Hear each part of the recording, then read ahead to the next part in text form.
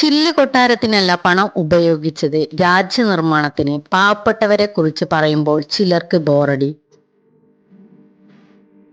കോൺഗ്രസിനെയും ആം ആദ്മി പാർട്ടിയെയും കടന്നാക്രമിച്ച് ലോക്സഭയിൽ പ്രധാനമന്ത്രി നരേന്ദ്രമോദിയുടെ പ്രസംഗം. ദാരിദ്ര്യം ഇല്ലാതാക്കാനും വികസനം കൊണ്ടുവരാനും കോൺഗ്രസിനു കഴിഞ്ഞില്ലെന്നും ശരിയായ വികസനം എത്തിച്ചത് തങ്ങളാണെന്നും പ്രധാനമന്ത്രി പറഞ്ഞു. പാർലമെന്റിൽ നന്ദിപ്രമേയ ചർച്ചയ്ക്ക് മറുപടി പറയുകയായിരുന്നു അദ്ദേഹം.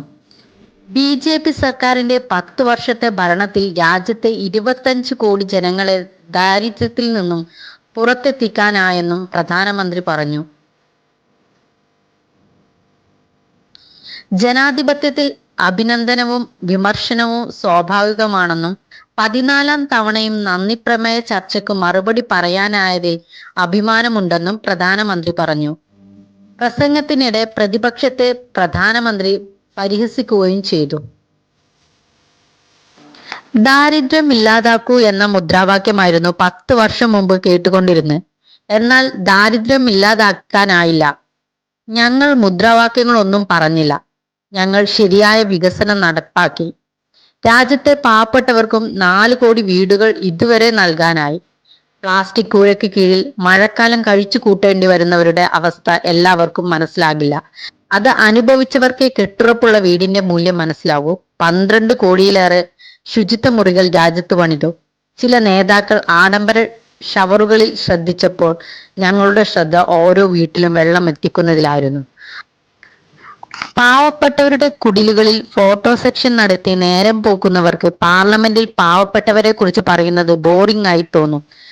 അവരുടെ ദേഷ്യം എനിക്ക് മനസ്സിലാകും.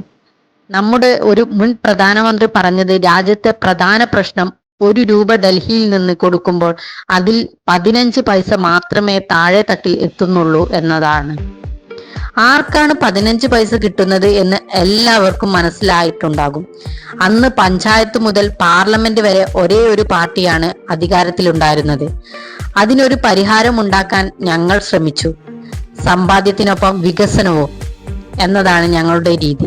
മുൻകാലങ്ങളിൽ പത്രങ്ങളുടെ തലക്കെട്ടുകളിൽ ഭൂരിഭാഗവും അഴിമതിയെക്കുറിച്ചും തട്ടിപ്പുകളെ കുറിച്ചുമായിരുന്നു. ഇത്തരത്തിൽ പോകേണ്ടിയിരുന്ന കോടിക്കണക്കിന് രൂപയാണ് ഞങ്ങൾ തിരിച്ചു പിടിച്ചതും അത് ജനക്ഷേമത്തിനായി ഉപയോഗിച്ചതും. പണം ചില്ലുകൊട്ടാരം പണിയുന്നതിന് ഉപയോഗിക്കാതെ രാജ്യനിർമ്മാണത്തിന് വേണ്ടിയാണ് നാം ഉപയോഗിച്ചത്. ആദായ നികുതി പരിധി കുറച്ചുകൊണ്ട് ഇടത്തരക്കാരുടെ സമ്പാദ്യശേഷി വർദ്ധിപ്പിക്കാൻ 10 വർഷം കൊണ്ട് കഴിഞ്ഞു. 2022-ൽ 2 ലക്ഷം വരെ വരുമാനം ഉള്ളവർക്കായിരുന്നു നികുതി ഇളവ് ലഭിച്ചിരുന്നതെങ്കിൽ ഇന്ന് 12 ലക്ഷം വരെ വരുമാനമുള്ളവർക്ക് നികുതി നൽകേണ്ടതില്ല. ചില ആളുകൾ അർബൻ നക്സലുകളുടെ ഭാഷ സംസാരിക്കുകയും ഇന്ത്യയെ വെല്ലുവിളിക്കുകയും ചെയ്യുന്നു. ഇങ്ങനെ ചെയ്യുന്നവർ ഭരണഘടനയെയും രാജ്യത്തിന്റെ ഐക്യത്തെയും മനസ്സിലാക്കാത്തവർ ആയിരിക്കും. ഭരണഘടനയുടെ ആത്മാവിലാണ് നാം ജീവിക്കുന്നത്. അതുകൊണ്ടാണ് ശക്തമായ തീരുമാനങ്ങൾ എടുക്കുന്നത്.